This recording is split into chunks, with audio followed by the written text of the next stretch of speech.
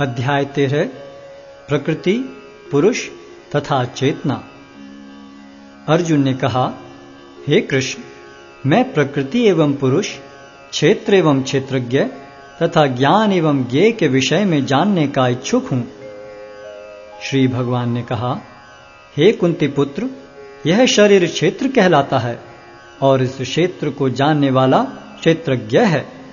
हे भरतवंशी, तुम्हें ज्ञात होना चाहिए कि मैं भी समस्त शरीरों में ज्ञाता भी हूं और इस शरीर तथा इसके ज्ञाता को जान लेना ज्ञान कहलाता है, ऐसा मेरा मत है।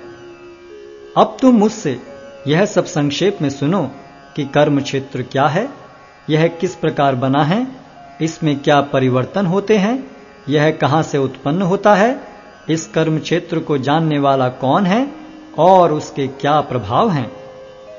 विभिन्न वैदिक ग्रंथों में विभिन्न ऋषियों ने कार्यकलापों के क्षेत्र तथा उन कार्यकलापों के ज्ञाता के ज्ञान का वर्णन किया है। इसे विशेष रूप से वेदांत सूत्र में कार्य कारण के समस्त तर्क समेत प्रस्तुत किया गया है। पंच महाभूत, अहंकार, बुद्धि, अव्यक्त, 10 इंद्रियां तथा मन, 5 इंद्रिय विषय, इच्छा, द्वेष, सुख, दुख, संघात, जीवन के लक्षण तथा धैर्य, इन सब को संक्षेप में कर्म का क्षेत्र तथा उसकी अंतःक्रियाएं कहा जाता है। विनम्रता, दंभहीनता, अहिंसा, सहिष्णुता, सरलता, प्रामाणिक गुरु के पास जाना, पवित्रता, स्थिरता, आत्मसंयम, इंद्रिय तृप्ति के विषयों का परित्याग, अहंकार का अभाव, जन्म, मृत्यु, वृद्धावस्था तथा रोग के दोषों की अनुभूति, वैराग्य, संतान, स्त्री, घर तथा अन्य वस्तुओं की ममता से मुक्ति, अच्छी तथा बुरी घटनाओं के प्रति संभाव, मेरे प्रति निरंतर अनन्य भक्ति, एकांत स्थान में रहने की इच्छा, जन समूह से विलगाव, आत्म साक्षात्कार की महत्ता को स्वीकारना तथा परम सत्य की दार्शनिक खोज, इन सब को मैं ज्ञान घोषित करता हूं और इनके अतिरिक्त जो भी है वह सब अज्ञान है। अब मैं तुम्हें ज्ञेय के विषय में बतलाऊंगा, जिसे जानकर तुम नित्य ब्रह्म का आस्वादन कर सकोगे। यह ब्रह्म या आत्मा जो अनादि है और मेरे अधीन है, इस भौतिक जगत के कार्य कारण से परे स्थित है। उनके हाथ, पांव, आंखें, सिर तथा मुंह तथा उनके कान सर्वत्र हैं।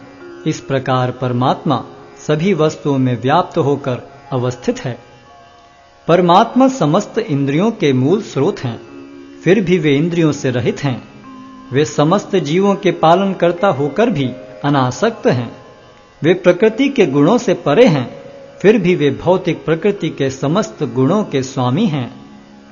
परम सत्य जड़ तथा जंगम समस्त जीवों के बाहर तथा भीतर स्थित हैं। सूक्ष्म होने के कारण वे भौतिक इंद्रियों के द्वारा जानने या देखने से परे हैं। यद्यपि वे अत्यंत दूर रहते हैं, किंतु हम सबों के निकट भी हैं। यद्यपि परमात्मा समस्त जीवों के मध्य विभाजित प्रतीत होता है, लेकिन वह कभी भी विभाजित नहीं है। वह एक रूप में स्थित है। यद्यपि वह प्रत्येक जीव का पालन करता है, लेकिन यह समझना चाहिए कि वह सबों का संहार करता है और सबों को जन्म देता है। वे समस्त प्रकाशमान वस्तुओं के प्रकाश स्रोत हैं। वे भौतिक अंधकार से परे हैं और अगोचर हैं। वे ज्ञान हैं, ज्ञेय हैं और ज्ञान के लक्ष्य हैं। वे सबके हृदय में स्थित हैं। इस प्रकार मैंने कर्म क्षेत्र, ज्ञान तथा ज्ञेय का संक्षेप में वर्णन किया है। इसे केवल मेरे भक्त ही पूरी तरह समझ सकते हैं और इस तरह मेरे स्वभाव को प्राप्त होते हैं। प्रकृति तथा जीवों को अनादि समझना चाहिए। उनके विकार तथा गुण प्रकृति जन्य हैं।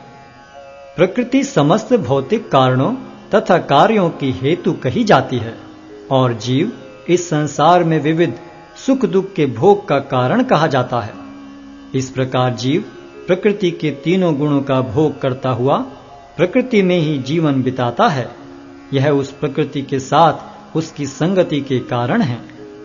इस तरह उसे उत्तम तथा अघम योनियां मिलती रहती हैं। तो भी इस शरीर में एक अन्य दिव्य भोक्ता है जो ईश्वर है, परम स्वामी है और साक्षी तथा अनुमति देने वाले के रूप में विद्यमान है और जो परमात्मा कहलाता है। जो व्यक्ति प्रकृति, जीव तथा प्रकृति के गुणों की अंतःक्रिया से संबंधित इस विचारधारा को समझ लेता है, उसे मुक्ति की प्राप्ति सुनिश्चित है। उसकी वर्तमान स्थिति चाहे जैसी हो, यहाँ पर उसका पुनर्जन्म नहीं होगा। कुछ लोग परमात्मा को ध्यान के द्वारा अपने भीतर देखते हैं, तो दूसरे लोग ज्ञान के अनुशीलन द्वारा, और कुछ ऐसे हैं जो निष्काम कर्म योग द्वारा देखते हैं। ऐसे भी लोग हैं जो यद्यपि आध्यात्मिक ज्ञान से अवगत नहीं होते, पर अन्यों से परम पुरुष के विषय में सुनकर उनकी पूजा करने लगते हैं। ये लोग भी प्रामाणिक पुरुषों से श्रवण करने की मनोवृत्ति होने के कारण जन्म तथा मृत्यु के पथ को पार कर जाते हैं। हे भरतवंशियों में श्रेष्ठ, यह जान लो कि चर तथा अचर जो भी तुम्हें अस्तित्व में दिख रहा है, वह कर्म क्षेत्र तथा क्षेत्र के ज्ञाता का संयोग मात्र है।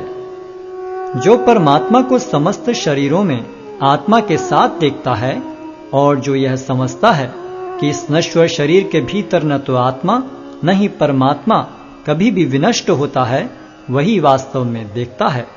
जो व्यक्ति परमात्मा को सर्वत्र तथा प्रत्येक जीव में समान रूप से वर्तमान देखता है, वह अपने मन के द्वारा अपने आप को भ्रष्ट नहीं करता। इस प्रकार वह दिव्य गंतव्य को प्राप्त करता है। जो यह देखता है कि सारे कार्य शरीर द्वारा संपन्न किए जाते हैं, जिसकी उत्पत्ति प्रकृति से हुई है, और जो देखता है कि आत्मा कुछ भी नहीं करता, वही यथार्थ में देखता है। जब विवेकवान व्यक्ति विभिन्न भौतिक शरीरों के कारण विभिन्न स्वरूपों को देखना बंद कर देता है और यह देखता है कि किस प्रकार से जीव सर्वत्र फैले हुए हैं, तो वह ब्रह्म बोध को प्राप्त होता है। शाश्वत दृष्टि संपन्न लोग यह देख सकते हैं कि अविनाशी आत्मा दिव्य, शाश्वत तथा गुणों से अतीत है। हे अर्जुन, भौतिक शरीर के साथ संपर्क होते हुए भी आत्मा न तो कुछ करता है और न लिप्त होता है। यद्यपि आकाश सर्वव्यापी है, किंतु अपनी सूक्ष्म प्रकृति के कारण किसी वस्तु से लिप्त नहीं होता। इसी तरह ब्रह्म दृष्टि में स्थित आत्मा शरीर में स्थित रहते हुए भी शरीर से लिप्त नहीं होता। हे भरतपुत्र, जिस प्रकार सूर्य अकेले इस सारे ब्रह्मांड को प्रकाशित करता है, उसी प्रकार शरीर के भीतर स्थित एक आत्मा सारे शरीर को चेतना से प्रकाशित करता है। जो लोग ज्ञान के चक्षुओं से शरीर तथा शरीर के ज्ञाता के अंतर को देखते हैं और भव बंधन से मुक्ति की विधि को भी जानते हैं, उन्हें परम लक्ष्य प्राप्त होता है।